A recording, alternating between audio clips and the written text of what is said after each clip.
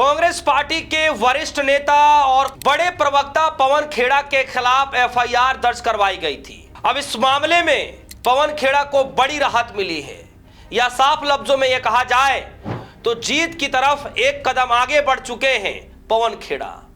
दोस्तों, पवन खेड़ा कांग्रेस पार्टी के माने जाने प्रवक्ता हैं और उन्होंने हाल ही के दिनों में असम के मुख्यमंत्री हेमंत बिश्व शर्मा और उनकी पत्नी के खिलाफ बड़े ही गंभीर आरोप लगाए।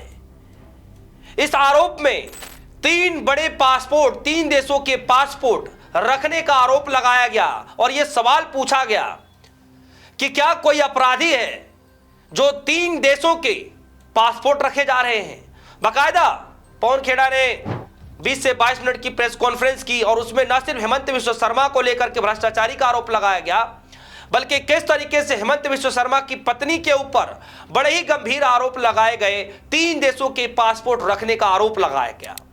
और जैसे ही यह मामला तुल पकड़ा तो हेमंत बिश्व शर्मा की पत्नी ने पवन खेड़ा के ऊपर एफआईआर दर्ज करा दी और जैसे ही एफआईआर दर्ज कराई, असम की पुलिस पवन खेड़ा के घर दिल्ली पहुंच जाती है और तमाम छापेमारी के बावजूद कुछ भी हाथ नहीं लगता, यानी हेमंत बिश्व शर्मा की तरफ से फेंकी गई गेंद खाली हो जाती है, यानी कुछ हाथ नहीं लगता है। लेकिन आज इस मामले में बड़ी खबर आ रही है कि पवन खेड़ा तेलंगाना हाई कोर्ट पहुंचे हुए थे, एफआईआर के अगेंस्ट पहुंचे हुए थे कि उनको राहत मिला, गिरफ्तारी ना हो। और अब खबर यह आ रही है कि तेलंगाना हाई कोर्ट ने 1 हफ्ते के लिए एंटीसिपेटरी बेल दे दिया है। दोस्तों, इस खबर के आने के बाद कांग्रेस पार्टी के अंदर सत्यमेव जयते के नारे लगाए जा रहे हैं। सत्यमेव जयते के जो है स्लोगन्स लिखे जा रहे हैं, सोशल मीडिया प्लेटफॉर्म पर जो है वो लाइनें शेयर की जा रही हैं। सत्य जो है परेशान हो सकता है लेकिन पराजित नहीं हो सकता, सत्यमेव जयते। दोस्तों, एक तरफ पवन खेड़ा, दूसरे तरफ हेमंत बिश्व शर्मा और उनकी पत्नी, ये लड़ाई रुकने का नाम नहीं ले रहा दोस्तों।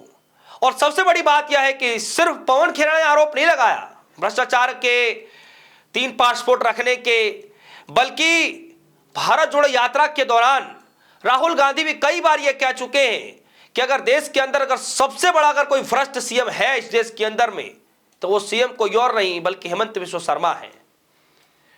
दोस्तों, आए दिनों हेमंत बिश्व शर्मा के बयान इन दिनों बड़ा सोशल मीडिया पर वायरल है। 1-2 अभी ताजा जो हालात बातें हुई हैं उसको लेकर के मैं जिक्र करूंगा। सबसे पहले तो आप उस बात पर जाइए कि पवन खेड़ा को पेड़ा बना दूंगा, यह बात कहने के लिए कोई और नहीं बल्कि हेमंत बिश्व शर्मा ने इस बात को कहा। कांग्रेस पार्टी के अध्यक्ष मल्लिकार्जुन खड़गे को लेकर के अमर्यादित भाषाओं का इस्तेमाल किया गया, उनको अपमान करने की कोशिश की गई और उसके बाद भी बीजेपी की तरफ से कोई ऑफिशियल स्टेटमेंट नहीं आया कि इनके बयानों को लेकर के क्या कार्रवाई की जा रही है, माफी मांगनी चाहिए, नहीं मांगनी चाहिए। इसी बयान को लेकर के राहुल गांधी ने कहा कि ये मोदी जी की चुप्पी बताती है कि इनका भी ऐसी भाषाओं में सहयोग है। या तो मोदी जी बोले या तो फिर इसको माना जाए कि आपने भी स्वीकार कर लिया है कि ऐसी भाषाओं का इस्तेमाल करना चाहिए। यह बात राहुल गांधी जी ने कही थी दोस्तों। इसको लेकर के पूरे देश भर में विरोध हुआ, चाहे दिल्ली का जंतर मंतर हो, चाहे बिहार का पटना हो, चाहे जो है आदिवासी के कार्यकर्ता हो, चाहे एआईसीसी के अंदर तमाम जो संगठन है वो संगठन भी सड़क पर उतर कर विरोध प्रदर्शन कर रहे थे कि भाई पवन खेड़ा का जो है पवन खेड़ा के बोलते बोलते जो है मल्लिकार्जुन खड़गे का अपमान नहीं सह सकता। ऐसे विवादित बयान क्यों दिया जा रहा है? और आपको जानकर हैरानी होगी कि जब कुछ मीडिया कर्मियों ने जब ये सवाल पूछा, कल के दिन ये सवाल पूछा, क्योंकि कल के दिन वोटिंग हो रही थी और कल के दिन ही मीडिया कर्मियों ने सवाल पूछ लिया कि आपके जो बयान हैं, जैसे आप पवन खेड़ा को पवन पेड़ा बनाने की बात कर रहे हैं, कभी कुछ भी उलझुल बोलते हैं जिसको हम यहाँ बोल भी नहीं सकते। हालांकि उस पत्रकार की हिम्मत की दाद देनी पड़ेगी कि उस पत्रकार ने न सिर्फ सवाल पूछा बल्कि उन्हीं के अंदाज में जवाब भी दिया कि आपसे हमें सर्टिफिकेट लेने की जरूरत नहीं है कि हम क्या सवाल आपसे पूछें। हालांकि बेशक पूरा प्रयास किया गया द लल्लन टॉप को लेकर के कि द लल्लन टॉप का मतलब क्या है, लल्लन टॉप नाम क्यों, इस तरीके की बातें कही गई, लेकिन इसके बावजूद भी द लल्लन टॉप के पत्रकार ने न सिर्फ सवाल पूछा बल्कि जवाब भी दिया। सवाल था कि आप उल जलूल बयान दे रहे हैं, क्यों दे रहे हैं, क्या ये ऑफिशियल स्टेटमेंट माना जाए? तब वो कह रहे हैं कि द लल्लन टॉप की भाषा खराब है। समझ रहे हैं आप?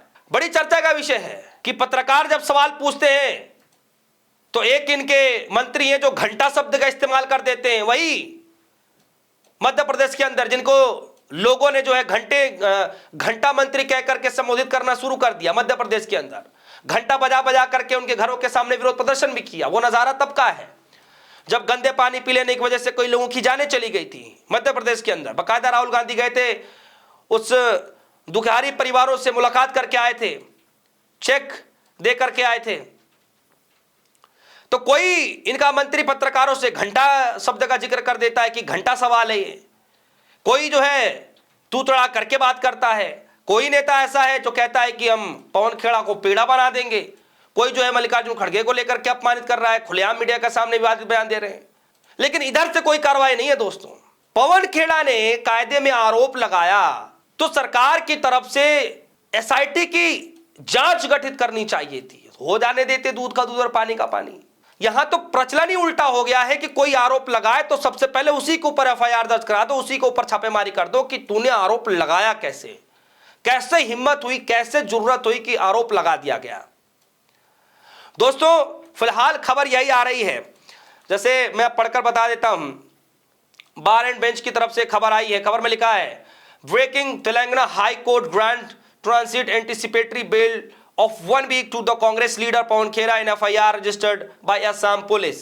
उसके बाद दूसरी खबर लाइव लोग की खबर है, breaking Telangana high court grants 1 week anticipatory bail to Congress leader Pawan Khera in FIR by Assam CM wife।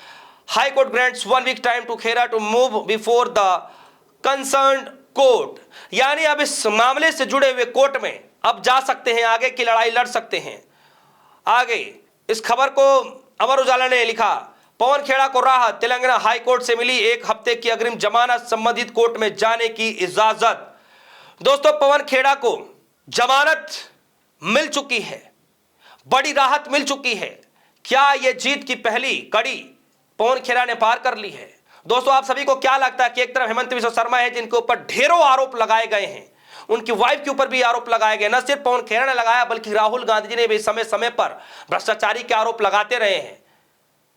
और अब यह मामला इतना तुल पकड़ लिया कि एफआईआर तक हो गई है, अब ये कोर्ट तक ये पूरा मसला जा चुका है। दोस्तों इस खबर को लेकर आपकी क्या राय है, वीडियो कमेंट सेक्शन में जाएगा, अपनी राय जरूर रखिएगा। फिलहाल के लिए दीजिए इजाजत, देखते रहिए न्यूज़। धन्यवाद।